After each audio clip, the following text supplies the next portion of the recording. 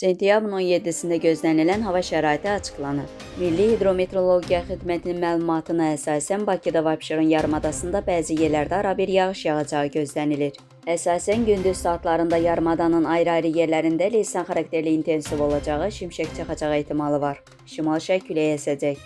Havanın temperaturu gecə 16-19 dərəcə, gündüz 20-23 dərəcə isti olacaq. Atmosfer təzyiqi 764 mm civə sütunu, nisbi rütubət 70-80% təşkil edəcək. Azərbaycanın rayonlarında bəzi yerlərdə arabir yağış yağacağı, şimşək çaxacağı gözlənilir. Ayrı-ayrı yerlərdə leysan xarakterli intensiv və güclü olacağı, dolu düşəcəyi, yüksək dağlıq ərazilərdə sulu qara keçəcəyi ehtimalı var.